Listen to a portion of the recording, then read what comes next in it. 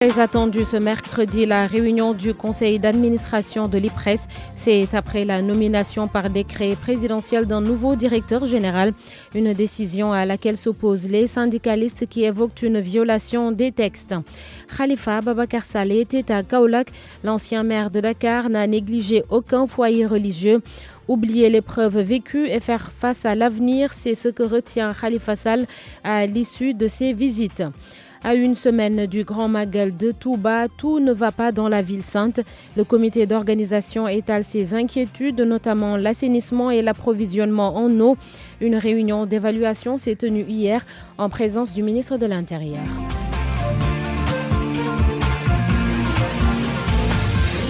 Le conseil d'administration de l'IPRES se réunit aujourd'hui. Une rencontre très attendue suite à la polémique suscitée par la nomination d'Amadou Lamine Dieng comme directeur général de l'institution Prévoyance Retraite du Sénégal.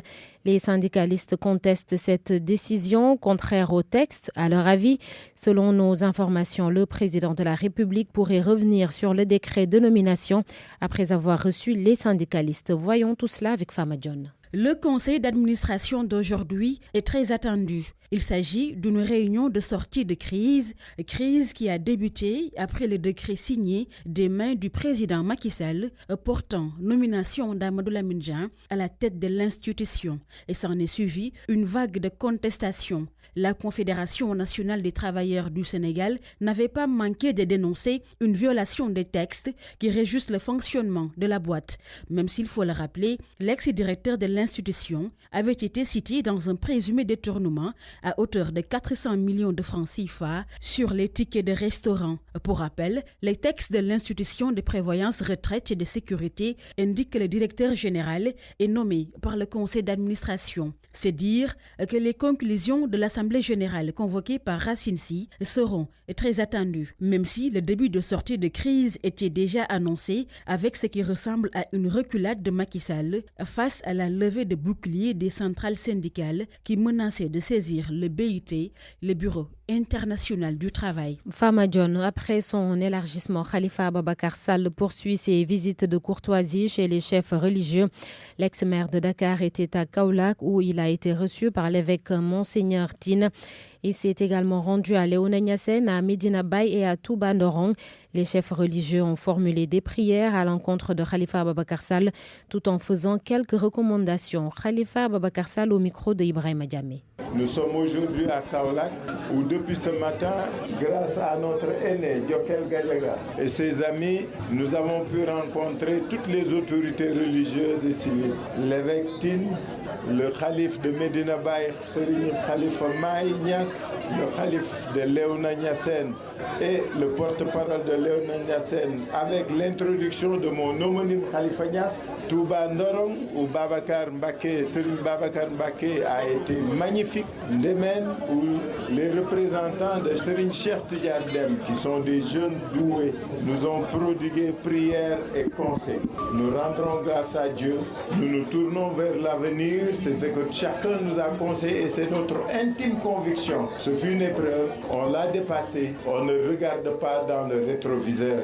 Nous n'avons ni rancœur ni rancune envers qui que ce soit. Au contraire, nous allons nous tourner vers l'avenir et dans cet avenir en friche, nous convions tous ceux qui partagent avec nous cet idéal et cet amour du Sénégal, d'un Sénégal meilleur pour la construction duquel nous allons tous participer. Je vous remercie. Khalifa Babakar Sall est donc sorti de prison à la faveur d'une grâce présidentielle, tout comme Karim Wade à son temps. Et si certains sollicitent une loi d'amnistie pour l'ancien ministre, le Forum civil s'y oppose. La structure demande plutôt à Karim Wade de payer les 138 milliards d'amendes. Le coordonnateur du Forum civil demande aux Sénégalais de rester sur leur garde. Birahim Seck que nous écoutons avec Abdourahmane Diallo. Aujourd'hui, on ne peut pas accepter au Sénégal, après plus d'une 50 cinquantaine d'années d'indépendance, qu'on nous enfarine dans des deals, dans des compromis, dans des compromissions sur le dos du peuple sénégalais. Je pense que, on l'avait dit, on le réitère de façon très claire et nette, M. Karim Wade a été condamné par la CREI. Bonne ou mauvaise juridiction, c'est une juridiction qui existe dans l'architecture judiciaire du Sénégal. Il a été condamné à 138 milliards de francs CFA. Il doit s'acquitter de cette dette-là. On ne peut pas accepter qu'il y ait un deal, qu'il y ait un protocole de Tabaski, qu'il y ait une convention entre différents acteurs politiques, mais qui feront perdre aux citoyens des centaines de milliards de francs CFA. On ne peut pas l'accepter. Ce qui est dangereux, si on a tendance à amnistier les hommes politiques à qui on reproche de malversation financière à coups de milliards de francs CFA, mais dis-toi bien qu'un Sénégalais véreux également, ou bien un Sénégalais lambda, peut se dire également, je vais m'enrichir illicitement, je vais détourner, je vais voler, et un jour également, je vais essayer de négocier, en quelque sorte même, je pourrais même tenter d'acheter mon amnistie ou bien la révision de mon procès. En plus bref, le secrétariat exécutif du Parti socialiste se réunit aujourd'hui. Rencontre prévue à 16h à la maison du parti Léopold Sédar Senghor. Initialement prévue jeudi dernier, elle a été reportée après le décès du responsable socialiste et maire de Biscuiterie, El Hadj Doudou Issa Niasse. Il s'agit là de la première activité du Parti socialiste depuis le décès du secrétaire général Ousmane Tanor Dieng. C'était en juillet dernier. Il est 7h06. RFM 94.0, la radio en puissance. Les préoccupations du comité d'organisation du Grand Magal de Touba à une semaine seulement de l'événement. Le porte-parole du Khalife général des Mourides a interpellé le gouvernement sur les routes devenues impraticables à cause des inondations dans certains quartiers.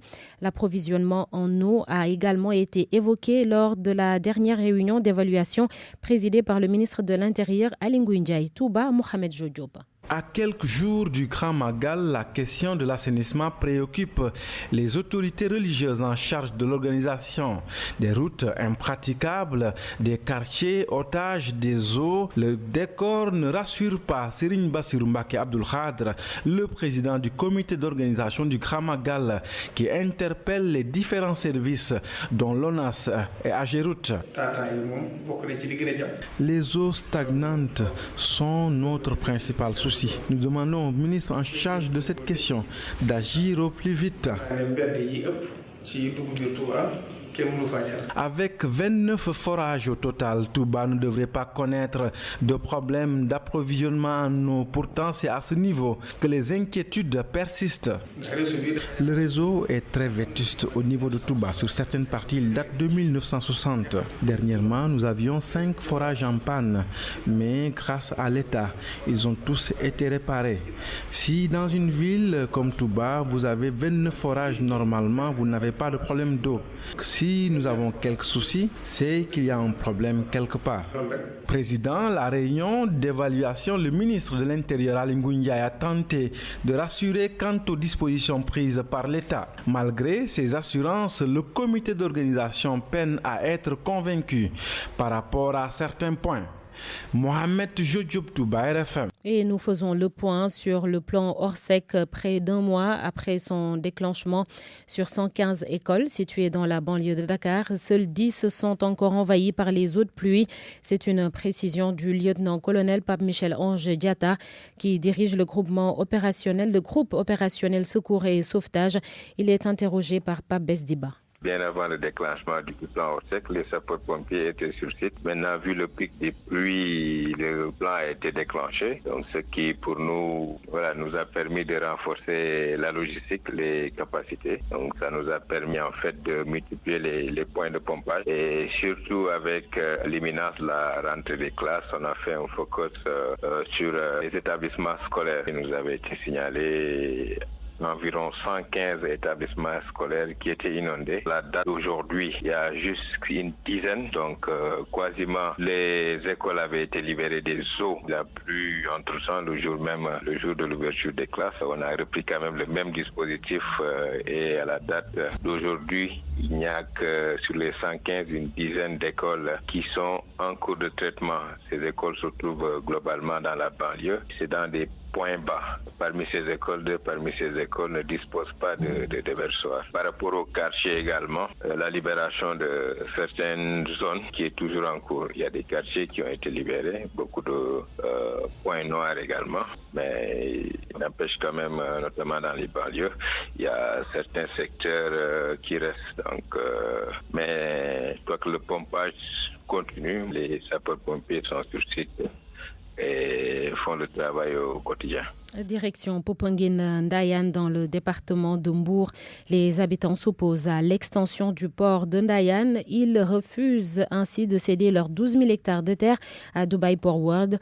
Les populations ont organisé un sit-in hier et ce n'est que le début de leur plan d'action. Le reportage d'Abdourahmane Diallo. Des habitants de Popenguine-Ndayane ont quitté leur localité pour venir jusqu'à Mbour afin de dénoncer ce qu'ils qualifient de spoliation foncière. Ils sont contre les 1200 hectares alloué au port de Ndayane alors que le projet est évalué sur une superficie maximum de 600 hectares. Omar Sen, membre du comité d'initiative pour le développement de Ndayane. Ce qu'on veut est qu'ils respectent leurs paroles. Les 600 hectares qu'ils ont dit depuis le début, qu'ils s'en tiennent à ces 600 hectares-là.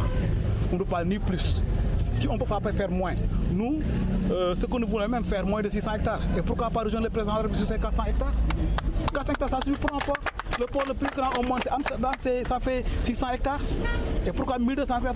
Depuis plus de 2 ans, ces habitants de Ndayane ont montré leur désaccord par rapport à l'extension du port, mais cette fois-ci, ils comptent dur sur le ton. Alioune Ndoye, membre du comité d'initiative pour le développement de Ndayane. Récemment, on a voulu faire une marche, c'est le sous-préfet qui nous avait dissuadé. D'ailleurs, il était venu même avec le ministre ici pour discuter avec nous. Il avait pris la garantie de régler le problème et jusqu'à présent, la donne n'a pas changé. Donc, on va le rencontrer pour qu'il nous explique ce qui se passe. Si on n'est pas convaincu, on va organiser plusieurs manifestations, un sitting, une marche, n'importe laquelle, juste pour avoir gain de cause. Ces habitants de Popenguine-Ndayane précisent qu'ils ne sont pas contre la construction du port, mais ils ne comptent pas donner 1200 hectares à la société Dubai Port World, RFM Mbour. Abdourahmane Diallo. Et c'est la fin de ce journal Babacar à 7h11. On enchaîne sur Nana Tambay avec les titres sport de Cheikh Tidiane Diagne. Football, tournoi UFOA. Le Sénégal joue ce soir une place pour la finale. Le Mali est au menu. Un match que vous pourrez suivre en direct sur les ondes de la radio Futur Média. Hier, notez que le Ghana s'est qualifié pour la finale en dominant 3-0 la Côte d'Ivoire. Différents Zamalek Génération Foot.